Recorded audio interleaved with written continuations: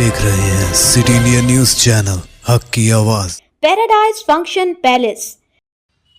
जिला कांग्रेस कमेटी के सदर संजीव मुद्राज ने इल्ज़ाम आयद किया कि मरकजी बीजेपी हुकूमत महात्मा गांधी कौमी देही रोजगार जमानत कानून को कमज़ोर बनाकर अवाम के रोजगार के हक़ को ख़त्म कर रही है। उन्होंने कहा कि 2005 में यूपीए हुकूमत के दौर में नाफिज किया गया यह कानून कोविड के मुश्किल वक्त में करोड़ों गरीब खानदानों के लिए सहारा साबित हुआ। संजीव मुद्राज ने प्रेस कॉन्फ्रेंस में बताया कि इस कानून के तहत देही आवाम को साल में 100 दिन के रोजगार की जमानत हासिल थी, मगर अब नए ज़ाब्तों के बायस बजट मख्तस होने पर ही काम दिया जा रहा है और सिर्फ मुंतखब पंचायतों तक इसे महदूद कर दिया गया है, जिससे देही खुद मुख्तारी मुतासर हो रही है। उन्होंने रोजगार जमानत कानून से महात्मा गांधी का नाम हटाने को नामुनासिब करार देते हुए कानून को ज्यों का त्यों बहाल करने का मुतालबा किया। उन्होंने ऐलान किया कि कांग्रेस पार्टी रवां माह 20 से 30 तारीख तक ज़िले के 423 देहातों में ग्राम सभाएं मुनक़िद करेगी और आइंदा माह 8 तारीख को महबूब नगर में 1 लाख अफराद पर मुश्तमिल बड़ा अवामी जलसा मुनक़िद किया जाएगा। प्रेस कॉन्फ्रेंस में मुतअद्दिद कांग्रेस कायदीन शरीक थे। ఇలా ముఖ్యంగా ఈ ప్రెస్ మీట్ ఏర్పాటు చేయడానికి ముఖ్య కారణం మహాత్మా గాంధీ జాతీయ గ్రామీణ ఉపాధి హామీ చట్టాన్ని పునర్నిర్ణయించాలి। ఏ విధంగా అయితే ఇలా బీజేపీ ప్రభుత్వం మహాత్మా గాంధీ గారి పేరు తీసేసి దాన్ని విజీ రామ్ అనే వేరే పేరుతోటి ఇలా ఆ పథకాన్ని ముందుకు తీసుకురావడం, ఆ పథకాన్ని ఇలా కాంగ్రెస్ పార్టీ తీవ్రంగా ఖండిస్తుంది అని ఆ పథకాన్ని మార్చాలి। ఏ విధంగా ఇంతకుముందు ఉండేనో ఆ పథకాన్ని అదేవిధంగా ఉండే విధంగా ఆ పథకాన్ని అమలు చేయాలని చెప్పి ఇలా కాంగ్రెస్ పార్టీ ప్రధానమైన డిమాండ్ చేస్తూ ఇలా దేశవ్యాప్తంగా ఇలా నిరసనలు తెలుపుతూ ఇలా మొత్తం దేశంలో అంతా కూడా ఇలా ప్రెస్ మీట్ జరపడం జరుగుతుంది। ముఖ్యంగా కాంగ్రెస్ పార్టీ 2005లో ఏదైతే మన్రేగా చట్టాన్ని తీసుకురావడం జరిగిందో ఆ చట్టం మన అప్పుడున్న ఆంధ్రప్రదేశ్ రాష్ట్రంలో మొట్టమొదటిగా మెదక్ నుంచి ఈ చట్టం ప్రారంభమైంది। ఆ చట్టం రావడానికి కారణం కూడా ఎప్పుడైతే సోనియా గాంధీ గారు అనంతపూర్ జిల్లాలో పర్యటిస్తున్నారో మొత్తం ఇళ్ళన్నీ కూడా తాళం ఉంటే, ఎందుకోసం తాళం ఉన్నాయంటే ఇక్కడ అందరూ కూడా పనులు లేక వలసలకు పోతున్నారు కాబట్టి ఇక్కడ అంతా కూడా ఈ ఎవరు కూడా పనులు లేవు కాబట్టి వలసలు వెళ్తున్నారు కాబట్టి తాళాలు ఉన్నాయని చెప్పడంతో ఆమె ప్రజల గురించి ఆలోచన చేసి ఈ మన్రేగా చట్టాన్ని తీసుకురావడం జరిగింది। ఆనాడు డాక్టర్ మన్మోహన్ గారు ప్రధానమంత్రిగా ఉన్నప్పుడు ఈ చట్టాన్ని అమలు చేయడం జరిగింది। ఈ చట్టం అమలైన తర్వాత మొత్తం దేశంలో ఇప్పటి వరకు మొత్తం 180 కోట్ల పని దినాలను ఈ చట్టం ద్వారా కలిగేయడం జరిగింది। ఈ చట్టం ద్వారా అనేక మంది అంటే ప్రతి గ్రామంలో ఉన్న ఎస్సీ ఎస్టీ బీసీ మైనారిటీలకు ఓబీసీల అందరికీ కూడా ఈ చట్టం ద్వారా చాలామందికి ఉపాధి కలగడం జరిగింది। ఈ మొత్తం గ్రామాల్లో మనం చూసినట్టయితే దాదాపు 90% మంది ఎస్సీ ఎస్టీ బీసీలు ఇలా ఉంటారు గ్రామాల్లో। ఈ గ్రామాల్లో ఇలా ఏ విధంగా అయితే ఇలా బీజేపీ ప్రభుత్వం ఈ చట్టాన్ని తీసేస్తుందో కేవలం గ్రామీణ ప్రాంతాల్లో ఉన్న బడుగు బలహీన వర్గాలను అణచివేయడానికి ఈ చట్టాన్ని తీసేయడం జరుగుతుంది।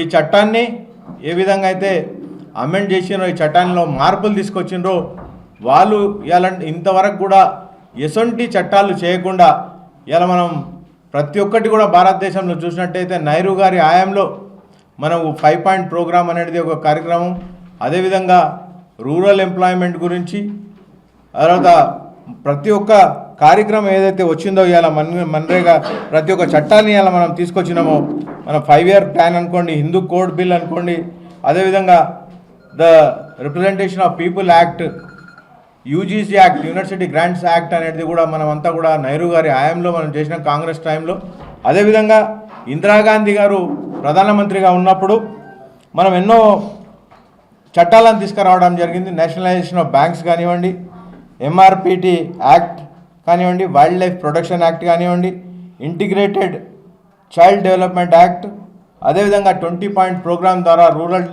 రూరల్ ఏరియాస్లో ఏ విధంగా డెవలప్మెంట్ చేయాలనే అంశాలన్నింటినీ కూడా తీసుకొని ముందుకు పోవడం జరిగింది। అన్నాడు ఒక పెద్ద స్లోగన్ గరీబీ హటావ్ అనే స్లోగన్ తోటి ఇందిరాగాంధీ గారు ముందుకెళ్ళి ప్రతి ఒక్కరికి ఉపాధి కలిగించాలి, ప్రతి ఒక్కరికి రోటీ కపడా మకాన్ అని ఉండే విధంగా, దేశంలో ప్రతి ఒక్కరు ఉండే విధంగా అన్నాడు ఇందిరాగాంధీ గారు పోరాటం చేసింది. దాని తర్వాత రాజీవ్ గాంధీ గారు ప్రధానమంత్రి అయిన తర్వాత యాంటీ డిఫెక్షన్ యాక్ట్ తీసుకురావడం జరిగింది.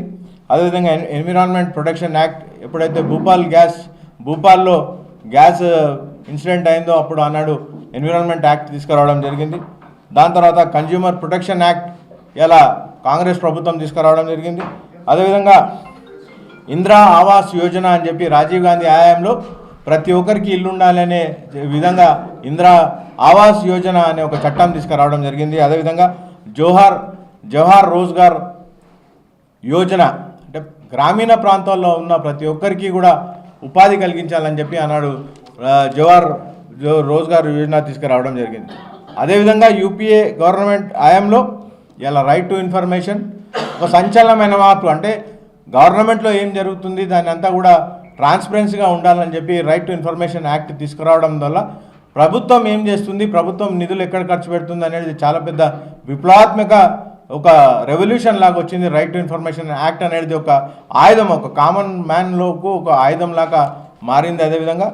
అదేవిధంగా మన్రేగా 100 దినాలు పని కలిగిస్తూ మన రూరల్ ఏరియాస్లో 100 దినాలు పని కలిగిస్తూ ఇలా మన్రేగా చట్టాన్ని ఇలా తీసుకొచ్చింది ఇలా కాంగ్రెస్ ప్రభుత్వం. అదేవిధంగా రైట్ టు ఎడ్యుకేషన్, మనం ప్రతి ఒక్కటి కూడా ఇలా ప్రతి ఒక్క వారికి ఇలా పని కలిగించేవిగా రైట్ టు ఎడ్యుకేషన్ 6 సంవత్సరాల నుంచి 14 సంవత్సరాల వరకు ఉన్న ప్రతి ఒక్క పిల్లవాడు చదువుకోవాలని చెప్పి రైట్ టు ఎడ్యుకేషన్ తీసుకురావడం జరిగింది. ఇన్ని చట్టాలు ఇలా కాంగ్రెస్ ప్రభుత్వం చేస్తే ఏ ఒక్క చట్టం కూడా 12 ఏళ్ళు అవుతుంది అలా బీజేపీ ప్రభుత్వం వచ్చి 12 ఏళ్ళ నుంచి ఇంతవరకు కూడా ఏ ఒక్క చట్టం చేయకుండా ఉన్న చట్టాలనే మార్చి కేవలం మన భారతదేశంకి వెన్నెముక్క అయిన గ్రామీణ ప్రాంతాల లోపల ఇలా వారందరినీ కూడా బలపరిచే విధంగా ఇలా బీజేపీ ప్రభుత్వం వ్యవహరించిన తీరును ఇలా తీవ్రంగా కాంగ్రెస్ పార్టీ ఖండిస్తుంది. ఇలా కాంగ్రెస్ పార్టీ ఏదైతే చట్టాన్ని తీసుకొచ్చిందో 100 రోజుల పని తీసుకురావాలని చెప్పి, అది దాదాపు మనం చూసినట్టయితే ఆ చట్టం ఎంత ఉపయోగంలోకి వచ్చిందంటే, మనం కోవిడ్ టైంలో దాదాపు మంది 4 కోట్ల మందికి అది ఉపాధి హామీ కలిగించడం జరిగింది. కోవిడ్ సమయంలో ఆ కోవిడ్ లాక్డౌన్ అనేది ప్రభుత్వంలో ఉండి అది ఎంత అంటే దానికి ఒక ప్రణాళిక లేకుండా మొత్తం దేశాన్ని 2-3 నెలల్లో మొత్తం అంతా కూడా షట్ డౌన్ చేస్తే కూడా మన అంతా కూడా ఆనాడు గ్రామీణ ప్రాంతాల్లో ఈ విధంగా గ్రామీణ ఉపాధి హామీ పథకం వారికి అందరికీ కూడా అండగా ఉండి ఆనాడు వారందరూ కూడా 2 పూట్లు భోజనం చేసే విధంగా ఆనాడు ఆ స్కీమ్ పనిచేసింది. అదేవిధంగా ఏదైతే ఈ మన్రేగా నుంచి మొత్తం భారతదేశంలో 10,000 కోట్ల అసెట్స్, అంటే ప్రతి గ్రామానికి ఒక అసెట్ తయారు చేయడం జరిగింది. 10,000 కోట్ల అసెట్ మన్రేగా నుంచి ఇలా మనం చేసుకోగలిగినాం. అంటే ట్యాంకులు కానివ్వండి, రూరల్ రోడ్స్ కానివ్వండి, ఎన్నో విధాలుగా ఇలా మన్రేగా నుంచి ఇలా అన్నీ మనం చేసుకోగనే ఘనత కేవలం మన కాంగ్రెస్ పార్టీ కలిగించింది ఇలా గ్రామాలకు. అదేవిధంగా 2,000 సంస్థలు ఈ మన గ్రామీణ ఉపాధి పథకం మీద ఇలా స్టడీ చేసినట్టయితే అది కూడా క్యాగ్ రిపోర్ట్ కూడా ఇది ఒక అద్భుతమైన పథకం. గ్రామీణ ప్రాంతాల్లో ఈ పథకం ద్వారా ఎంతోమందికి ఉపాధి కలుగుతుందని చెప్పి ప్రతి ఒక్క సంస్థ చెప్పడం జరిగింది.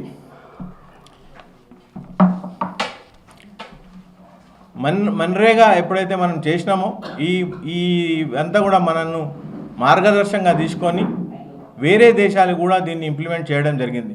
ఇంత మంచి పథకాన్ని ఇలా బీజేపీ ప్రభుత్వం దీన్ని మేము 100 రోజుల నుంచి 125 రోజులు చేసినామని చెప్పి చెప్పుకుంటున్నారు. కానీ వాస్తవంగా మనం చూసినట్టయితే 100 రోజులు కాదు, వాళ్ళు ఇచ్చేది 75 రోజులు మాత్రమే. ఇవి 50 రోజుల పని దినాలు ఏవైతే ఉన్నాయో అవి కేవలం రాష్ట్ర ప్రభుత్వం కలిగించాల్సిన అవసరం ఉందని చెప్పి ఆ చట్టం ద్వారా తెలుస్తుంది.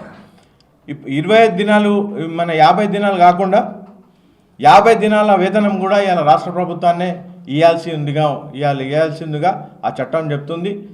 ఆ చట్టం ద్వారా ఇంతకుముందు ఉన్న చట్టం ద్వారా మొత్తం 100% సెంట్రల్ గవర్నమెంటే ఫండింగ్ చేస్తుండే. ఇప్పుడు ఈ చట్టం ద్వారా 60% మాత్రమే చేస్తారు. అది కూడా 60%, 40% మన రాష్ట్ర ప్రభుత్వం వాళ్ళ అకౌంట్లో వేసినప్పుడే వాళ్ళ 60% రిలీజ్ చేస్తారు. కాబట్టి ఎన్నో మన కాంగ్రెస్ పార్టీ ఇంట్రడ్యూస్ చేసిన రాష్ట్రం ఈ బిల్లు మేము తీసుకొచ్చిన చట్టం కాబట్టి కాంగ్రెస్ పార్టీ పరిపాలన ఉన్న వాళ్ళు ఎన్ని ఇబ్బందులు అయినా కూడా దానికి 40% మేము వేస్తాం. కానీ చాలా రాష్ట్రాల్లో ఇలా 40% వాళ్ళు ఏవైతే స్టేట్ షేర్ ఉందో అది వేసే పరిస్థితి లేదు.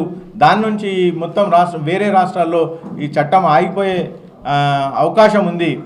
కాబట్టి దీన్ని ఇమీడియట్గా తీసేయాలి, ఈ చట్టాన్ని తీసేసి యథావిధిగా నడిపేయాలని చెప్పి కూడా మా ప్రధానమైన డిమాండ్.